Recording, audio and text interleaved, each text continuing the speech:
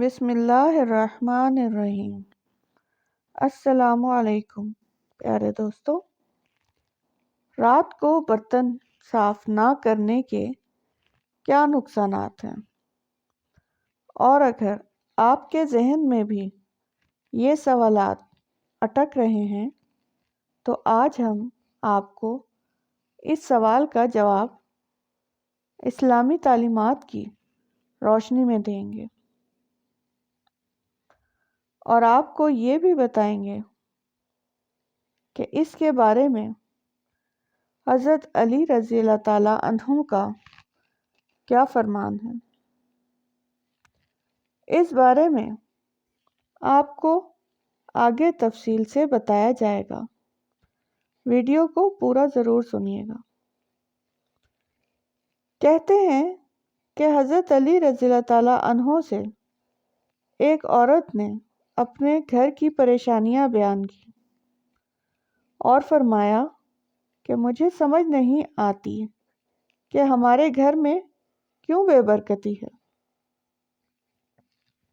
اس پر حضرت علی رضی اللہ تعالیٰ عنہ نے دریافت فرمایا کہ کیا تم رات کو برتن دھو کر سوتی ہو یا جھوٹے برتن اسی طرح سے چھوڑ کر سو جاتی ہو؟ اس عورت نے کہا، میں تو رات کو برتن ویسے ہی چھوڑ کر سو جاتی ہوں۔ تو اس پر حضرت علی رضی اللہ تعالیٰ عنہ نے فرمایا، تمہارے گھر میں پریشانیوں اور بے برکتی کی وجہ یہی ہے، اسی لیے رات کو برتن صاف کر کے سویا کرو۔ اس بات سے یہ معلوم ہوا کہ رات کو جھوٹے برتن نہیں چھوڑنے چاہیے، اور اس بارے میں سائنس کا بھی یہ کہنا ہے کہ اگر برتنوں کو زیادہ دیر کے لیے گندا چھوڑ دیا جائے تو ان میں نقصان دہ قسم کے بیکٹیریا پیدا ہو سکتے ہیں، جو کہ مختلف بیماریوں کا سبب بن سکتے ہیں۔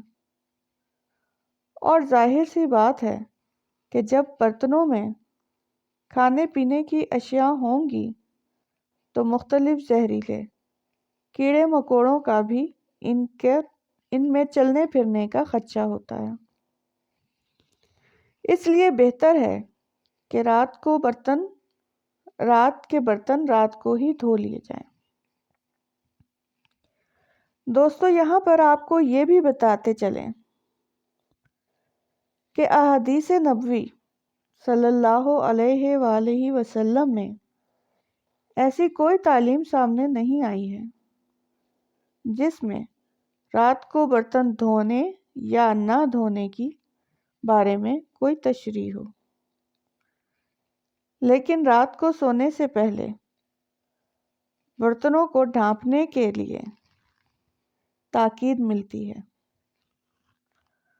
اور اس کے بارے میں مختلف روایات ہیں جن میں یہ سبق ملتا ہے کہ سونے سے پہلے کھانے پینے کے برتنوں کو بسم اللہ کہہ کر ڈھانپ دینا چاہیے۔ اگر کوئی چیز نہ ملے تو کم سے کم ایک لکڑی ہی صحیح بسم اللہ کہہ کر اس پر رکھ دی جائے، اس لیے کہ شیطان بند دروازوں کو اور ڈھکے ہوئے برتنوں کو نہیں چھوتا۔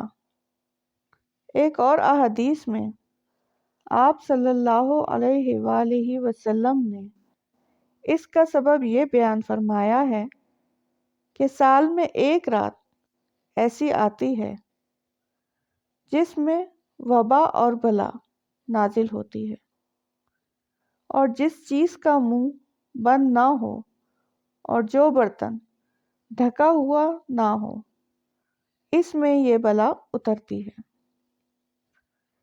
کتنی بڑی حکمت ہے پیارے نبی صلی اللہ علیہ وآلہ وسلم کی پیاری سنتوں میں سے۔ اس لیے ہمیں چاہیے کہ ان سنتوں کو اپنا پکا معمول بنا لیا جائے تاکہ ہم ہر قسم کی مصیبت سے اپنے آپ کو محفوظ رکھ سکیں۔ اللہ سے دعا ہے کہ اللہ ہمیں آقا صلی اللہ علیہ وآلہ وسلم کی تعلیمات پر عمل کی توفیق عطا فرمائے۔ آمین ثم آمین۔ اسلامی معلومات کے لیے چینل کو سبسکرائب کریں، ویڈیو کو لائک اور شیئر کریں۔ کمنٹ میں بتائیں آپ کو ہماری ویڈیو کیسی لگی۔